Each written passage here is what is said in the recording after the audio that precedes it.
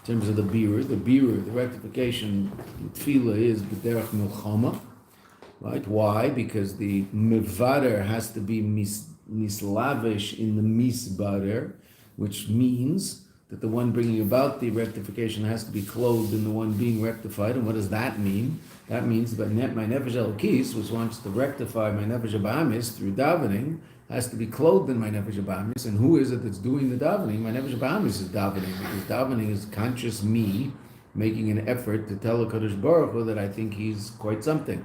And to get conscious me to do that is quite a battle. Conscious me is my nefesh abamis. Right? Essential me is my nefesh elokis. Beseder, conscious me, that person who you experience down here in Olam Hazeh, and that experience, well, let's put it the other way around, that experience of that person that you live with down here in Olam Hazeh is your nefesh abamis. So to get the nefesh abamis to daven is quite a feat. So that's b'derech milchama. Whereas the milchama through Torah, the Rebbe said is derech menucha, in that a person sits and learns Torah, which is something that even the nefesh abamis enjoys doing, because the nefesh abamis enjoys ideas and enjoys intellectual endeavors. But that intellectual endeavor is elokus, because the Torah, the light of the Torah shines both on the person learning and on whatever reality that person is discussing, even though the person isn't confronting that reality directly. The two cows he's talking about, or the ox that's goring the cow that he's talking about, is not in his living room while he's sitting in his dining room learning the sugya. So that was the difference in beis, the difference between tefillah and Torah. In Gimel, the Rabbi taught us the difference between two different levels of Torah, nigla and pnimius.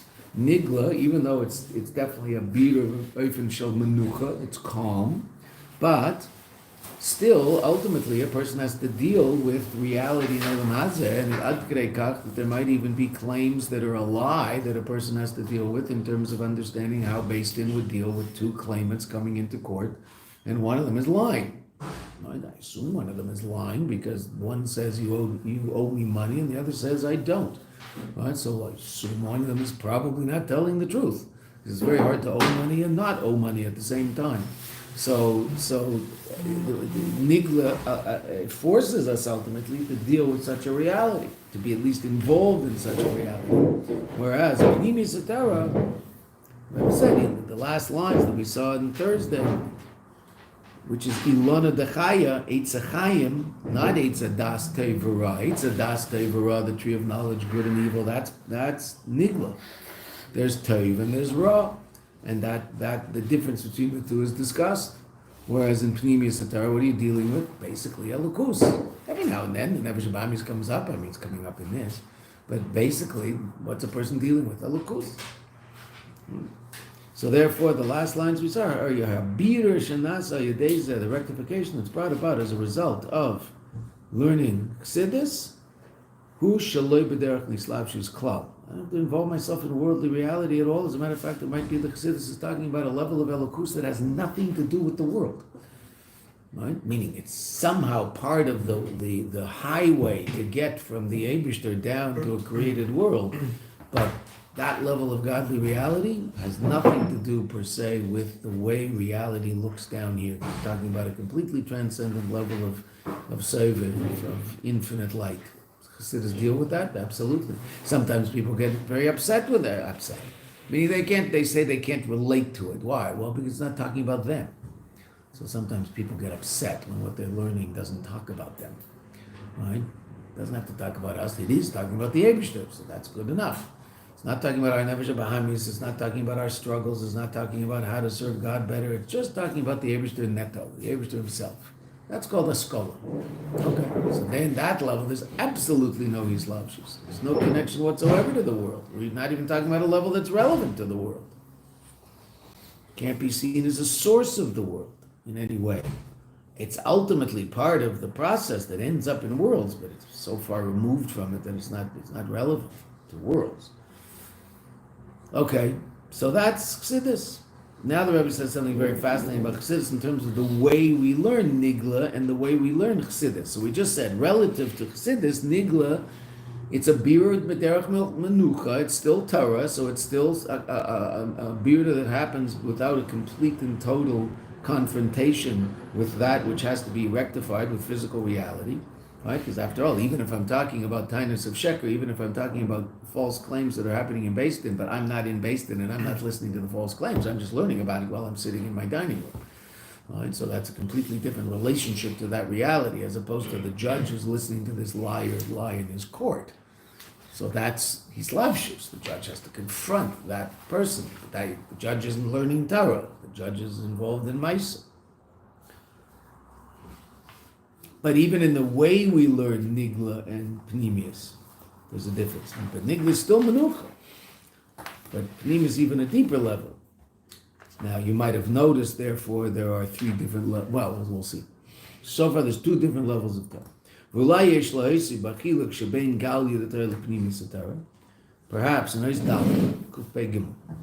one can add regarding the chiluk, the difference.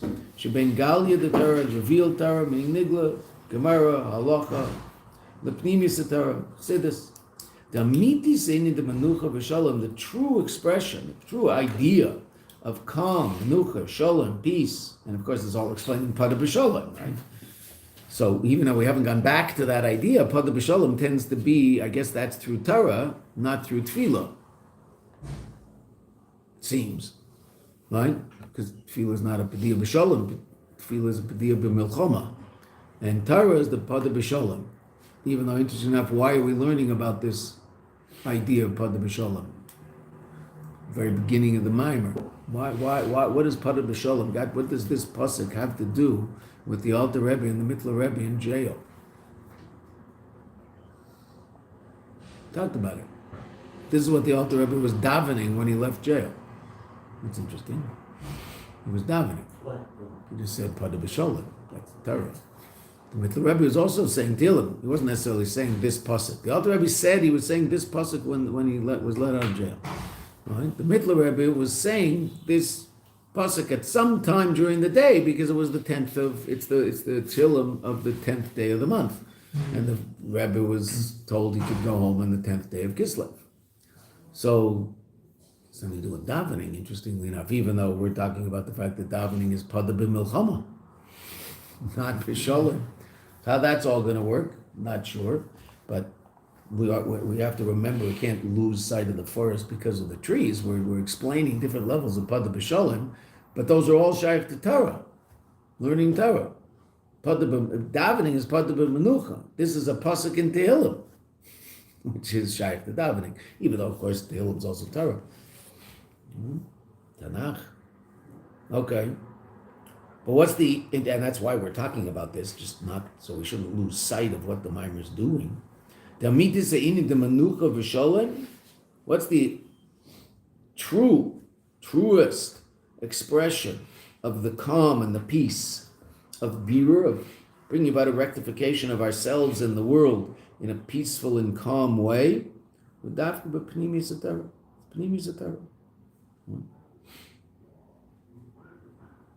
And a person can be calm, can have a cup of tea next to them, a biscuit. They're sitting, they're learning, they drink their tea, they go, after they drink their tea. Friedrich Rebbe once saw two Chassidim learning Torah and learning Chassidus before davening.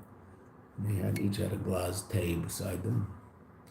And he walked past and he heard, So he turned around and said, was that from the Chassidus or the tea? So hopefully it's from the Chassidus. Right, but you can sit and learn with a cup of coffee, right? Yeah.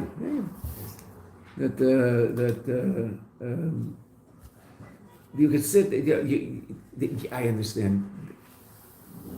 Well, I never see anybody davening with a cup, I mean, maybe you do, but they shouldn't be. I don't see anybody davening with a cup of coffee. Now, they might be saying korbanos, right? But you're not supposed to eat or drink with tefillin on, right? Okay, so obviously you don't have a cup of tea next to you while you're saying psukim zimra. Right? Why not? Well, you have talis and tefillin. You're not allowed to eat or drink in talis and tefillin, right? Okay, if someone is very, very thirsty and they have something in their throat and they have to wash it down with some water, okay, so Generally, what people do is pick up their tefillah shel rosh, which is the holiest, and drink, and then put it back down. It means to not wearing their tefillah shel rosh when they're drinking. But we don't drink and eat when we're davening. Right now, eat mincha. So when exactly are you going to have a cup of tea in mincha? When is that going to be happening? It's a little short. You're in the middle of Shemona Esrei, you start drinking tea. No, you're in the middle of a battle with your nefesh habayis to get it to where's learning. People sit and learn with a cup of tea, a cup of coffee, right? And they'll, be in the middle of the sugya and they'll stop for a second, take a sip, and go. In Melukat, they're busy relating to the Eibishter in a very calm way.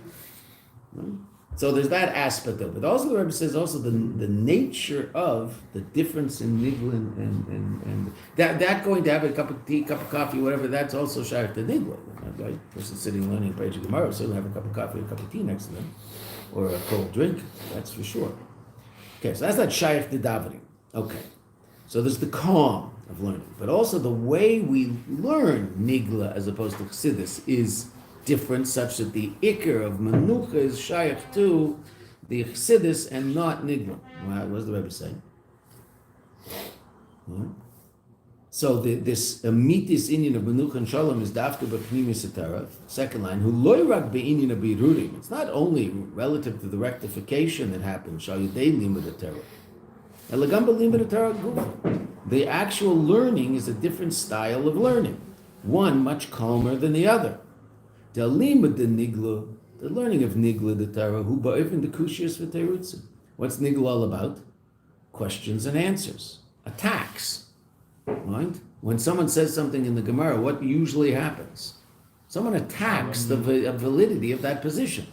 They attack it violently, right? Trying ultimately to completely annihilate that position. Now, obviously, that's only if that's a position of an Immerse. You can't attack the position of a Tana. Okay, but sometimes the Gemara might even question the position of a Tana, not chos v'shalom questioning the validity of it, but they might ask, we're in the middle of a sugya that now, why did the Tana say this? He could have said something else, and it might have been better. Now, there's always going to be an answer to that question, because the Tana is always going to write that which is the most reasonable thing to write. But the question will be asked, and it might be asked over and over, right? Kushas, terutzim, statement, question, answer, proof. It's up on the board over there. That's nigla, right? Shebatchila kasal kadaitach. At first, there was an a priori assumption. That the idea is such and such. And afterwards, magim lahavana amuka yosef. We come to a deeper understanding. V'sheilulim, we negate as a svara kademas, the original svara. That happens all the time. There are questions that are accepted in the Gemara all the time. After the Gemara asks a question that's accepted, what's always the next word? The Gemara asks a question on a position. There was a statement. We asked a question on the statement. Then we gave an answer to that question. Then we asked a question on the answer. Okay. If that question is a question that successfully destroys the answer, the Gemara has a way of telling us. What's the word the Gemara uses after that question? Ella, rather. Meaning, I've accepted the question, and therefore I no longer have an answer. So I'm back to my original question, right? Because I made a statement, asked the question, gave an answer. But now I just asked the question on the answer. And that question has been accepted. Ella, rather. Okay, so now the Gemara might restate the statement. The Gemara might restate a new answer to the original question. Who knows? We don't know what's going to be. But that happens all the time. The Gemara will accept the question. So that means we've come to a whole new understanding. Right? Va'ad, to such an extent that the original idea, that the original idea is something that is impossible to imagine that it's true. Badusa is like it's fantasy. It's not true. Deshlilas svara kademes, that the negation of the previous idea, hu inyan dam l'rov shafachto. It's shvichas damim, it's the pouring of blood, intellectually. We just killed this guy intellectually. We killed his position. That's what happens in the Gemara all the time. Dab l'rev shafachta, because that's the pasuk that is, the Rebbe says in brackets, Shneimar Gabi David. That's said relative to David HaMelech. What's the context of that? That much blood you have spilled. Why is the Eibishter saying that to David HaMelech? What's he explaining? Why can't build the beis Hamikdash, right? The beis Hamikdash is a place of shalom, and you were a warrior. Your son, Shlomo Milashon Shalom, which we learned at the beginning of the Maimon. So Shlomo Melech is the one who actually builds the beis Hamikdash, even though in stuff it's called Beis David, but Shlomo Melech built it, right? So this is dam l'rev shafachta. You've spilt a lot of blood, kameshu be'elam haseichel, as it is in the world of intellect. Gemara is a battlefield. I mean, can you imagine if there could, your page would start dripping blood if their intellect could bleed, because of all the different svaras and the attacks and the counterattacks and the responses. That's what Gemara is, and that's why at the end of a sugya, what does a person do? Goes back, writes himself a, so to speak, flow chart on the which is a new word I learned teaching in Mayanot. There's the beginning of a flow chart in the sugya that we're doing, all the way on the left, right? Statement, question, answer, then there's a question on the answer, then an answer to that question, which revitalizes the original answer, which means the statement's okay because the question has been answered, and as you move your way down. That's what's going on in the page. Oh, that's nigla. Now, but it's only happening in seichel.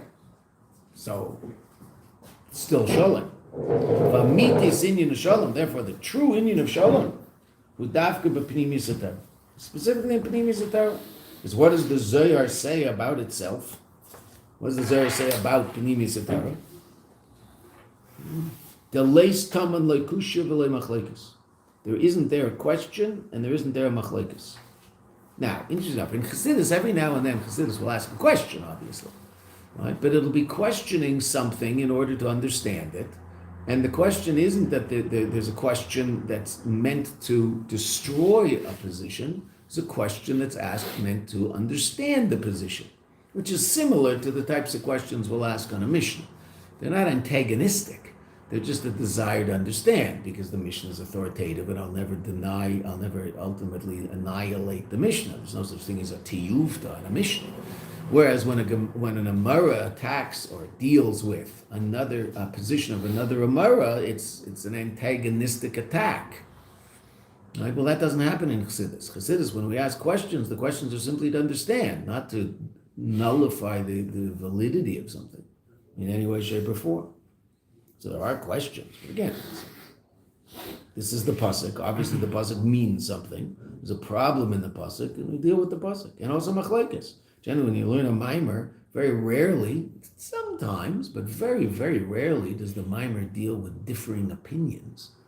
It might deal with differing ideas. I mean, you could explain it this way or you could explain it that way, but those ideas are not in contradiction to each other, and they're not in conflict with each other. Just two different ways I could understand the same problem.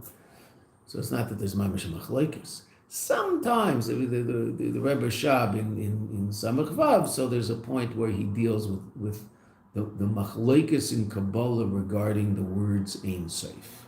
What do those words mean? I mean, what are they referring to?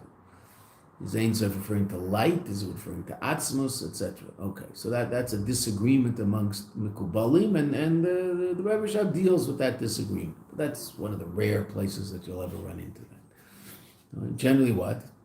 A question asked in terms of how something works, and then an answer will be given that's a rather amazing and sophisticated answer explaining how that works. That's how Pnimius is taught to us, and that's how Pnimius is written. V'yesh leimar, the chiluk zeh, so therefore one is definitely more peaceful than the other. You don't have the Ramak and the Arizal at war on the page of the Mimer, like you have Rava and Abaya on the page of the Gemara. V'yesh leimer, the chiluk shebein gali d'Torah l'pnimis haTorah. This difference between the revealed Torah and pnimis haTorah Chassidus, sheba'ofen alima, that is in the way we learn it, gufa itself, which is the second thing we said in Ois Dalet. He asiba, that's the reason for that which was explained in Ois Gimel. He asiba lachiluk shebeneim be'inyan abira shal yodam. This is the reason for the difference between them, be'inyan, in that matter of the birur, the rectification shal yodam, that happens as a result. Because we said the rectification of nigla, brought about through nigla, there is some level of hislavshus, there's some level of confrontation with reality that is not godly. by virtue of the fact that I'm describing it. So I'm saying that's treif and that's kosher. That's mutter and that's usher. That's a tain of sheker. That's a tain of emes. Okay, so I have to deal with the sheker, to deal with the tumor, not just Torah, also tumor. Right? So if Chassidus is dealing with tumor, it's talking about the metaphysical reality that's responsible for such a state. When Nigla is dealing with tumor, I'm describing a reality that is tameh. Two completely different ways of relating to it. So the birur of Nigla involves me a little more in the negative reality. Right? We talked about it sometimes. I mean, it's called revealed Torah and hidden Torah. But it's the other way around. The revealed Torah is Pneumis Torah. What's revealed? God. It's talking about God all the time. Nigla, what we call Nigla, Gemara, it's really Nister. It's really hidden. Why? Who's hidden? God. When was the last time you saw him on a page of Gemara? It's not mentioned. You might go through 3-4 pages without seeing a pasuk from Tanakh. Right? What's this all based on? You wouldn't know. Right? Person certainly in Mishnah class, how often you run into a pasuk in Mishnah? Every now and then the Mishnah will quote a pasuk, but you can go through a whole parak of Mishnah without seeing a pasuk. Why? It's the way it is. Torah Shabbat Peh. So it doesn't always tell you the Torah Shabbat, usually does not tell you the Torah Shabbat that it's based on. And very, very, very often after a Mishnah, what's the first question the Gemara asks? Manayin. What's the scriptural source for the halakha in the Mishnah? Because the Mishnah didn't tell you. So in that case, the Gemara will quote a pasuk. Okay.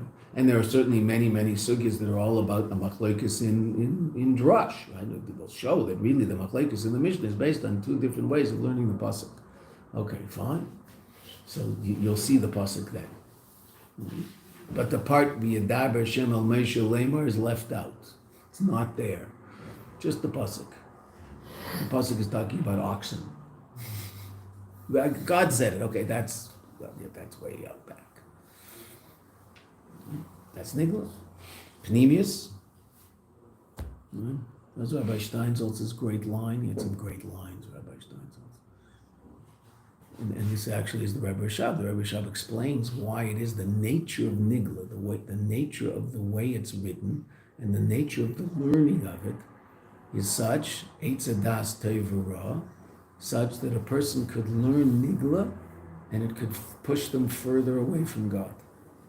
How?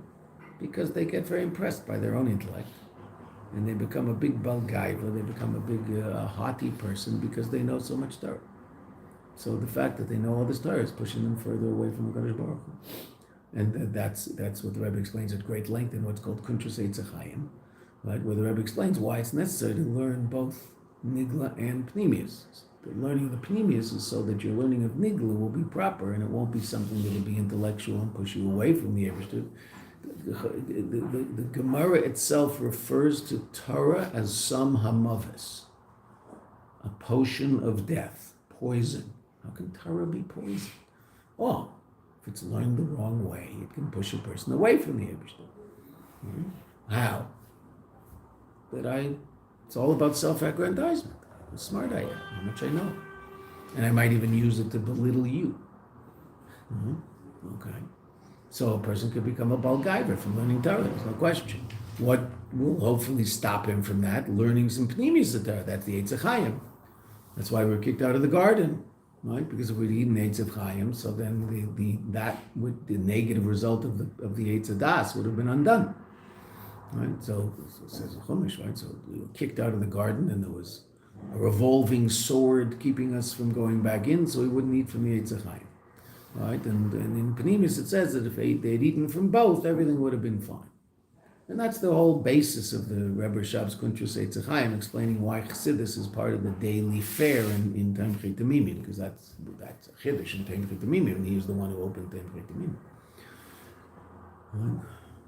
Rabbi Steinsaltz had a way of putting it, an interesting way of saying many, many things. So he said that a person who learns Nigla and gets a little big, it's like a balgaiva a little bit, it's not good. but he's like a pregnant woman. She's bigger than she should be, but you can explain it. It's explainable. If you see a woman walking around who seems a lot bigger than normal, so you can explain that very simply. Okay. Said a person who learns Chassidus and becomes a Baal Gaiva from this Chassidus that he knows. It's like a pregnant man. He's bigger than he should be, and there's no explanation whatsoever. It doesn't make any sense. Now, of course, today that mashal doesn't work because men can be pregnant. But when the world was a little more normal, so it was a good mashal. Just don't use it on a college campus because you'll be attacked. But we get it. Okay. So the beer of Pneumius is a different beer. Therefore, the ofen of limud is different, and therefore the beer is different. That's what we said in our Gimel. Let's just finish up this. We're going to cover a lot of ground today. Baruch Hashem is relatively straightforward. The Rebbe is taking us to a place in the Mimer which is much more difficult. The second half is much more difficult than the first half. But all the information in the first half is necessary to understand the second half. That difference between learning Gemara and learning Chassidus, right? That's the reason. That's the reason that the beer is different, right? Because the kol pale b'dugmasei. Every effect that something has, the effect is similar to that thing that is causing the effect. Dugmasei, its example, its form, its state, right? So nigla, since the fashion of learning is somewhat confrontational, so then the birur, even though it's a birur of shalom, because I don't have to directly confront that which I'm elevating, there's still some involvement in that which I'm elevating. Whereas Pneumius, since Pneumius is not in any way, shape, or form confrontational, there's no union of milchama whatsoever, so then the rectification is completely peaceful. I don't have to confront that which I'm rectifying. Lachin davka Pneumius atar, therefore specifically Pneumius atar sheba atzma, that in it itself, leis taman, there is not there, Zayar again, loikusha, not questions, v'lei machlekes, and not disagreement. Again, positions aren't questioning each other. There are questions in the mimer, but the question in the mimer is a question just simply in order to come to an understanding of something. Gam habiru shal yoda, therefore also the rectification that comes as a result of learning Pneumius, hu b'derech shalom u'menucha, is much calmer. Okay, so Gimel Daled, right? If you remember the mimer. So in Aleph, the Rebbe taught us about the three different time periods. Shlomo Melech, first Kuf of Mashiach, second Kuf of Mashiach. And those are the three time frames of Pode besholom, when things were calm. Different levels of shalom. Shlomo Melech wasn't complete, but it was still a time of shalom. The completion of that will be Immerse Mashiach, the Rebbe said. And in Immerse Mashiach itself, there's two times. There's the time when the rectification will affect humans more than the world itself. We'll live in peace. There'll be a Melech in Eretz Yisrael, and that Melech will be Melech HaMashiach. There'll be a beis Hamikdash. There'll be peace amongst the nations, etc. And then the second level, where that'll even affect, there'll be complete change in metaphysical reality of the world. And the Rebbe didn't talk about it, but there'll be brownies growing on trees. And animals will be getting along, so even the wolf and the sheep are going to be hanging out together for bringing together in the field, discussing just how good the grass tastes. All right? Okay, so that was the first ois. The second ois, the Rebbe taught us about the difference between tefillah, milchama, and Torah, menucha. The third ois, the Rebbe talks about, because we're sitting in front of the mimer. It talks about the difference between Nigla and Pneumius. And in the fourth ois, the Rebbe talks about the difference in the oifen of learning Nigla and Pneumius. That's what we've learned so far. Okay, weiter. V'hine. Now the Rebbe is going to go further. Even in Pneumius, there's two levels. Now that makes a lot of sense, right? Because if Torah is Shalom, how many different levels of Shalom are there based on the first ois? We just said it. Three. Shalom HaMelech, Mashiach Aleph, Mashiach beis. Right, first Kufa, first period of Mashiach, second period of Mashiach. Right? Okay, Olam Atchia, the world of resurrection, etc. Okay. So therefore, in Torah, Shalom, there's actually going to be 3 levels. Nigla, Pneumius, that's what we've seen so far. And now the Rebbe is going to say, in Pneumius itself, there are 2 levels. There are 2 different ways in which it expresses itself.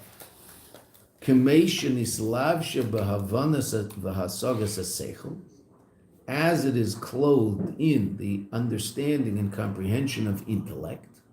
So we sit down and we learn Chassidus, and we understand it, and it affects us. The bechina zu b'pnimius hatara, that this quality of pnimius hatara yeshna gam achshav, there's already now. That's what we're doing right now.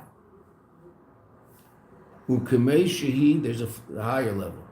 Kemei shehi b'bechinas re'iyah, where learning of Chassidus will be not on a level of intellectual learning, which, and even though the interesting enough, the Rebbe doesn't use the words here, but that's generally called shmiya, hearing.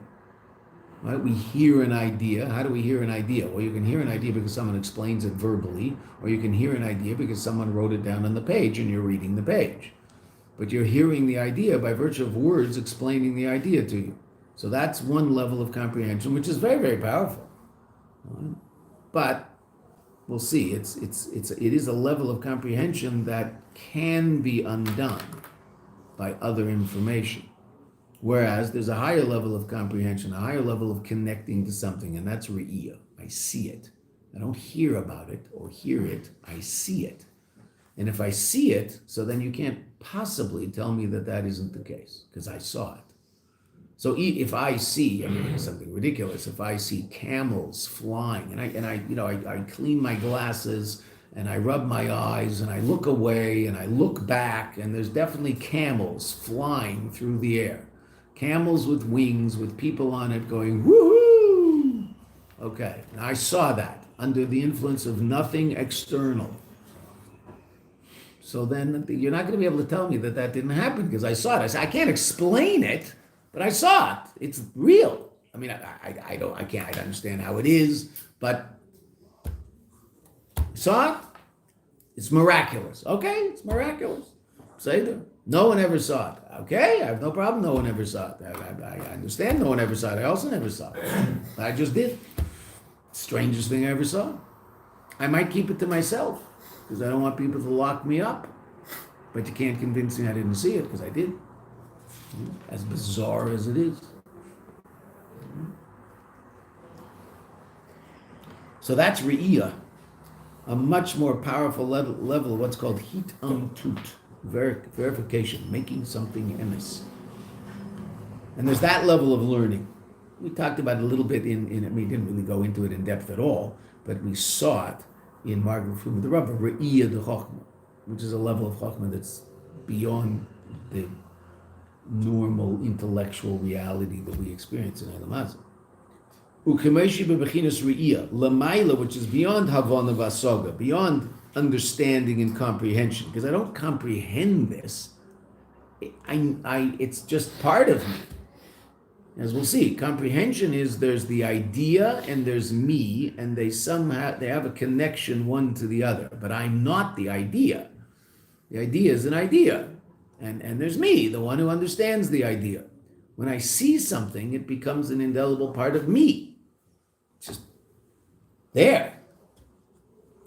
When is it that when we learn Chassidus, it'll be b'bechinas re'iyah, we will see the elokus as opposed to simply understand the elokus? B'meiz Mashiach.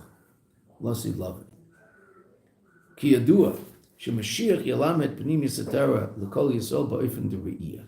As is known, and the Rebbe is quoting the Alter Rebbe, that Mashiach, also the Frierdiker Rebbe, but the source of it is Alter Rebbe and Melukat Torah, as you can see in footnote 34, that B'Immerse Mashiach, what's going to happen? Mashiach will teach us the Torah in such a way that we'll see the elokus. The Rabbi Shab once asked, why is it that we learn Pnimis Torah? We want to come to an understanding of elokus. We said it, but our understanding of elokus is limited. Right? I mean, we can understand it to a certain degree, but by definition, the mushal for Chassidus is man, like the manna. Man. So what was interesting about man? It didn't fill you up. Mm-hmm. Lechem mina aretz fills you up. Lechem mina shemayim doesn't fill you up. Now, you're not hungry, but you're not satiated. So it's actually called lechem re'evon, a bread of hunger, because it doesn't satisfy you completely. So the Rebbe, it's explained in Chassidus B'chal, there's a beautiful mime of the Rebbe that I think we actually learned once in Shir, where the Rebbe talks about Pnimius Torah. Pnimius Torah is called lechem mina shemayim. You're never fully satisfied. Why? Well, because you never fully understand it. Because it's talking about godly levels of reality, so I can put it all in some sort of form based on the ideas that I understand. But I mean, what does it look like? I don't know what it looks like. Talking about an angel, I don't know what an angel looks like. I can talk about an angel, but I don't know everything about what I'm talking about. That's very different than talking about a shor shenaga chesapara. If you're learning a nigla that an ox gored a cow, you know exactly what that looks like. And then you talk about the value of the cow, you know exactly what that means, the value of the cow. That's not a problem. I have no issue with that. It's not that I'm not satisfied by my understanding. Now, obviously, there's always going to be a deeper understanding in nigla also. That's true. But whatever understanding I have is a certain on a certain level complete. I understand the basic halacha, I understand the case, I understand the halacha, I understand that there's a machlokes relative to the halacha.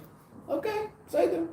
I can understand even a case of doubt. I understand why there's a doubt, because we're not so sure how we just came up in Rambam yesterday, so there's halacha. It's so nice learning the Zikin again. After learning Torah, things no one understands what we're reading. Now all of a sudden we started reading what we understand better probably than anything else in the Torah, because everybody learns the Zikin all the time. So it's Sroder. Sroder, sir, if a cow is walking along the street and kicks up some pebbles, and those pebbles break something, so then the owner of the cow has to pay chatzi nezik, right? Half damage, because it's not a normal damage. Okay. So now, what if the cow kicked at the ground and pebbles went up? Oh, so is that what's called regel, which is the cow's leg doing damage within the context of walking, or is that Karen? Now, actually, if Reshus Rabbim, if it's regels, if it's in the public domain, so the cow's allowed to walk in the public domain. So if a pebble comes up and hits something, you're actually putter, because regel Reshus Rabbim is putter. If the cow's walking along the street and there happen to be vegetables on the ground in the street, well, the cow's going to walk in the vegetables. What are you doing putting vegetables in the street? Cows are allowed to walk here. Right, okay, so if you leave your bicycle in the middle of the road, you can't complain to the guy who rode over it. I mean, you're not allowed to put your chai if you hurt his car because you put a boar versus a rabbit. So don't put vegetables in the middle of the street, because a cow's going to walk in them. Okay, and that's called regel. The cow trampling is a level of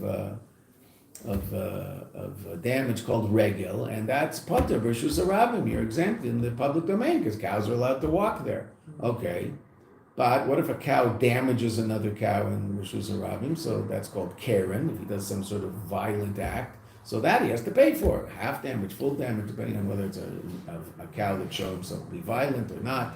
Okay. So he might have to pay half. A cow that's never shown himself to be violent, if he gets violent, so he has to pay half damages.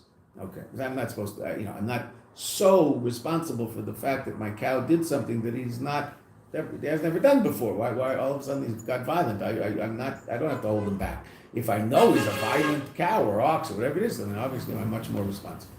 Fine. So Karen b'reshus harabim, violent behavior in b'reshus harabim is half damage. Regel b'reshus harabim is putter. Okay, kicking up pebbles is a function of regel, walking along. Oh, interesting case in the Gemara. That the Gemara ends up teku. The Gemara doesn't know which it is. Right? What if a cow kicks at the ground as he's walking? He kicks at it. It's boate. He's not walking on the ground, he kicks it. And pebbles go up and damage. Is that Karen? Violent behavior. Therefore you're obligated half. Or is that regel? Because he did it with his foot. He's walking. Is that regel? So we don't know. There's no. The Gemara says teku. Meaning that he kicks the actual pebble, or that he kicks the ground, which then He kicks well, he ended up kicking the pebble, but he didn't kick the pebble in order to send it at you, because cows don't know how to do that. I might do that, but the cow doesn't know how to do that. All right, so he just kicked at the ground. Frustration, anger, weirdness, who knows? But so is that a violent act? If he kicks another cow, that's called Karen. That's not called regel. Mm-hmm. That's a violent act. The cow kicks out with his back feet at a cow. That's a violent act. Okay. So what if he does that to the ground? Interesting machlokes. So you and I can understand that completely, right? We don't sort of understand it. We understand it completely. We understand exactly what the issue is.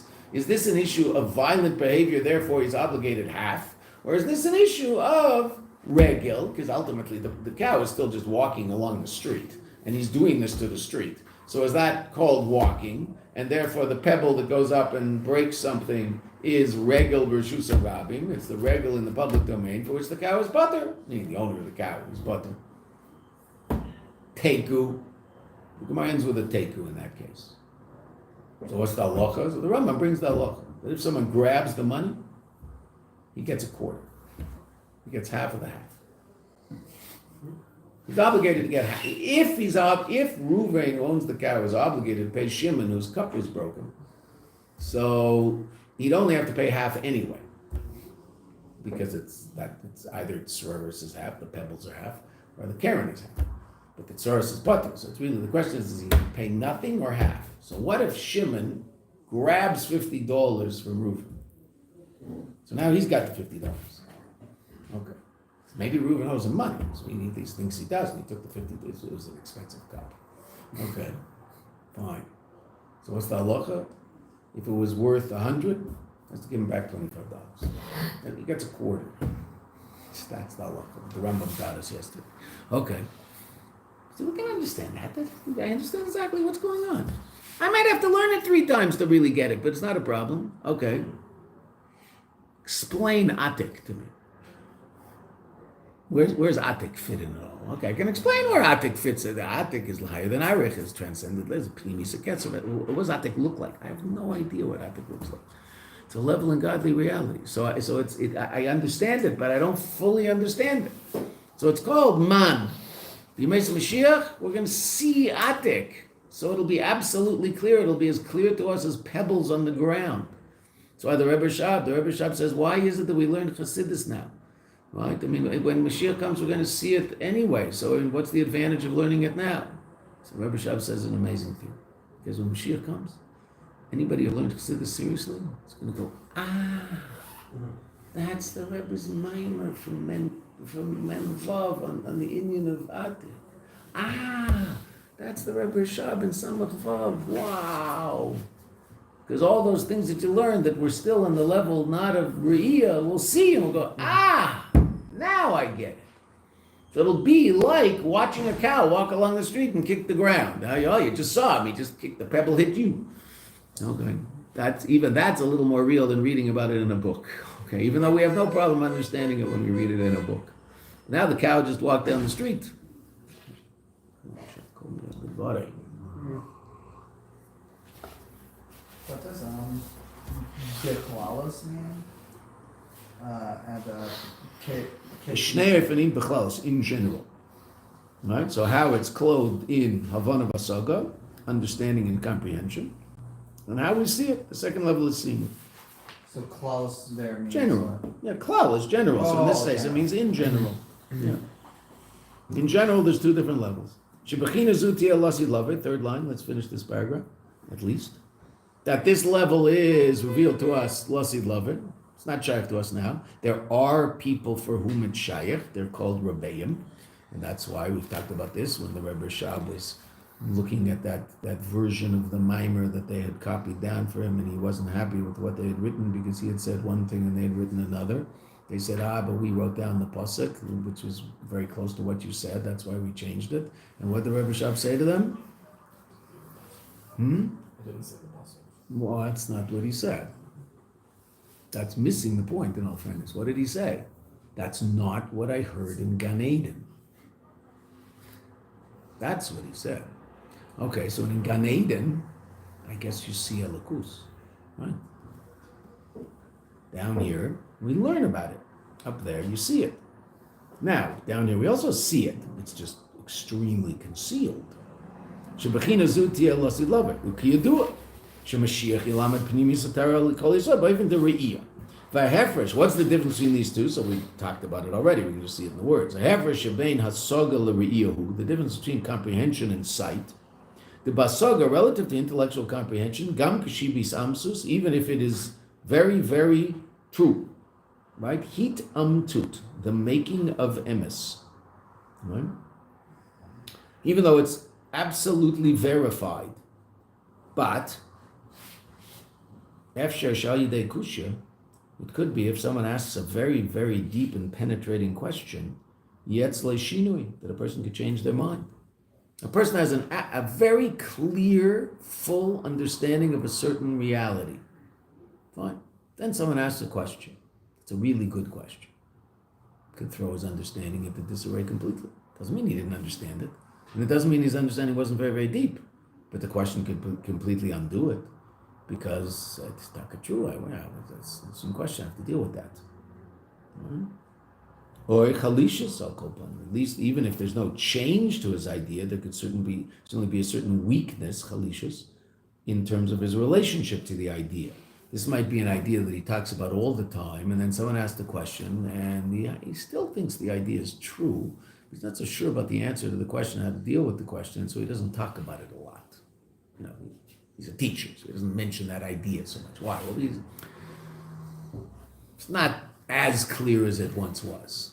He still thinks it's true, but there's a certain lack of stability to the idea because of that question. I don't know how to deal with that question yet.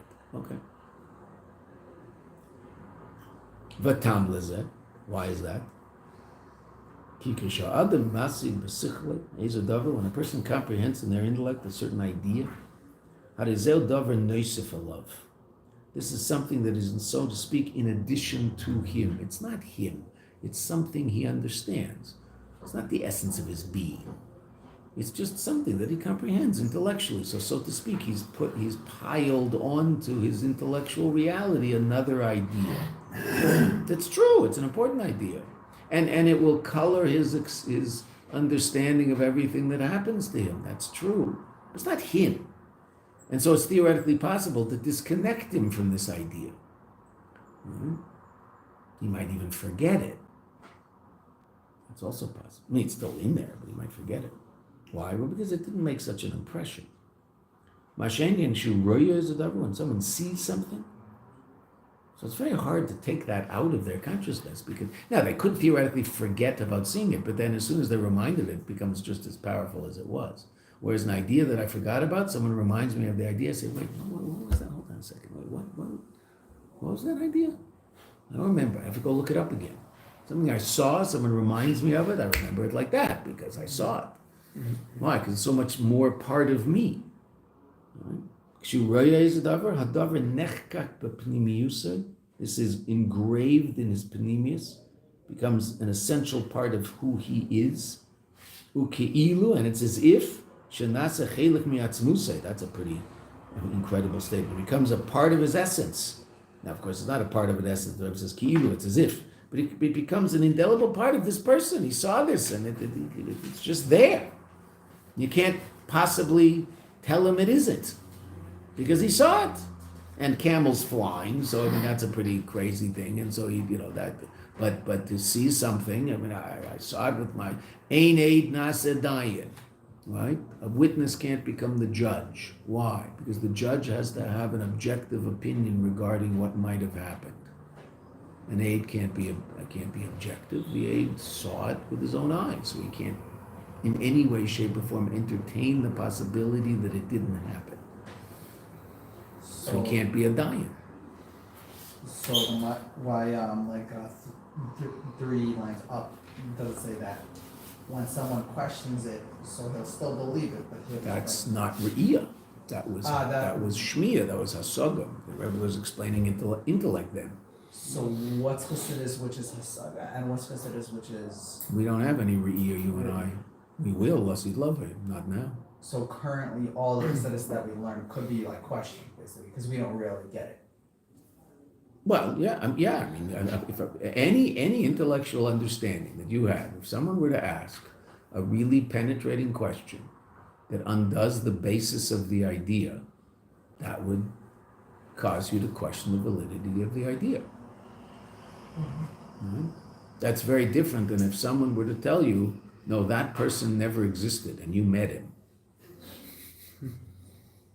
What do you mean? I met him, I talked to him, I saw him, I know there was such a person. No, there was never such. I'm not, you can't in any way, shape, or form affect my understanding of the fact that that person exists or existed, because I saw him, I talked to him. Okay. So when is it that you and I, our understanding of Elokus will be bebechinas re'iyah? We'll see Elokus when we learn about it, the same way we can see, so to speak, very clearly envision one ox goring another cow. I don't have any problem understanding that reality. Very, very simple. Right?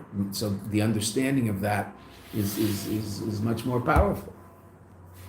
To the extent that it's still understanding, and so it might be that that whatever svara I have relative to explaining that Mishnah, you can ask a question on my svara, because I can't see my svara, I just understand my svara. But the reality of the cow goring, the ox goring the cow, that I understand completely. I have no problem with that. Whereas once I talk about Elokus, so then I don't really know exactly what it looks like. I know it's there. Can talk about different levels of it. It's the hisamsus is not something weak. It's very, very, very, very, very powerful.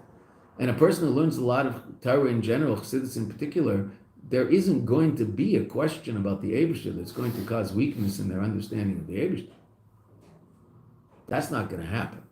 Right? Not because they've seen the Eibishter, because their understanding is so complete and total. Okay, that being said, relative to any particular idea that they learned, it's possible for someone to say, well, why are you explaining it that way? It's possible to explain it this way, because based on the way you explain it, there's this following question. I just go, oh, that's interesting. I'm not so sure now about my explanation. You're right. It's a good question. Think about that. Maybe I have to explain it differently. Okay. Whereas if I see the idea explained the way a certain way, so then you can ask whatever you want. I say, well, okay, this is the way it is. Seeing is believing, even though believing is a funny way. Seeing is not believing, seeing is knowing. Mm-hmm. It's just a completely improper understanding of what belief is. Right? So, but when someone sees something, it's not going to change. You have a very powerful connection to that reality. It's just the way it is. You see someone, you met someone, and you know he's 6 feet tall. Someone shows you a book, and in the book they describe the person as very short and fat, and you met him and you know he's tall and thin. You met him, you saw him. So that does not change your mind regarding what this person is or was, right? Now, you might think the book is talking about a different person with the same name, but the person that you met was tall and thin. So I don't care what a person wrote in the book, and this book is authorized by Harvard University Press, so it must be true, right? Okay, so I know that's just not true. Right? Now, if I read about this guy, and in the book I read, it said he was 6 foot, 160 pounds. Now I read another book, and it says he was 5'6" and 250. So now what? Now I'm really not sure what he was, right? I'm not sure. I don't understand. I read two different things. I heard this and I heard this. Which is true? I don't know. I really don't know. I saw this and I heard this. I know. This doesn't move me a minute. I saw this. I don't know exactly who the guy. I met the guy. This is wrong. He's not 5'8", 250. That's just not him. I don't know who they're talking about, but that's not him. Right? And even if he put on weight, he didn't lose 4 inches. Right? There's no way. Didn't happen. So I don't know who they're talking about. This person has never met the person, doesn't know what they're talking about. So I won't listen to anything he says about the guy in the rest of the book, right? Because I just don't believe what he says. Why? Because I saw him, I met him. It's not him. I know what he's talking about, but it's not him. That's Re'ir. There'll be 5 books like that. Oh, this is bizarre. I met the guy. I don't get it. What are these people talking about? They must, the second guy wrote a book based on what the first guy wrote in his book. Okay. So if you see something, it's very powerfully engraved in your conscious reality. So we will see Elokus be Immerse Mashiach. As opposed to now, we learn about Elokus, right? We don't learn about just very quickly, because it's late. The rabbi once talked about the difference between now and Immerse Mashiach in terms of, which is basically what we're saying now, but we're just saying it, we're saying it in a different way. Perception of reality. Right now, use the words that Chassidus uses and that the Rebbe uses in that sikha. Right now, Metzius, created reality, is pshitus, is obvious, and Elokus, godly reality, is hischadshus. It's a chiddush, something I have to think about and talk about and sensitize myself to. It's a chiddush, something novel. Right? Okay, so you and I have to learn Chassidus in the morning in order to open ourselves up to Elokus. So we might actually daven a little bit and mean some of the words. Okay, fine. The Immerse Mashiach? Before I get them, in this room right now, what is there? Physical existence and godly existence. The Abish is not here? Of course the Abish is here. Just don't see it. The Immerse Mashiach, what will the reality be? Godliness will be b'pshitus, that will be obvious. And physical reality will be b'chizhadshus. That will be a novelty. Meaning we'll have to remind ourselves of the existence of physical reality. So the Rebbe joked and said we'll have to learn physics before that.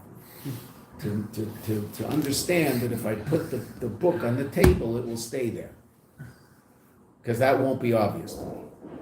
Because the existence of the table, the existence of the book is something I have to concentrate on. Whereas the existence of the Abish will be something that's obvious. Wow, that'll be an interesting conscious reality. Right? Wait, if I pour the milk, it's going to go onto the cornflakes? Yeah, it's going to go down there? Okay, let's see. Wow, cool. That's wild. Look, it went down. Hey, Mommy, the milk went on the cornflakes. Okay, dear, stop playing with your food. I better eat it fast before God does.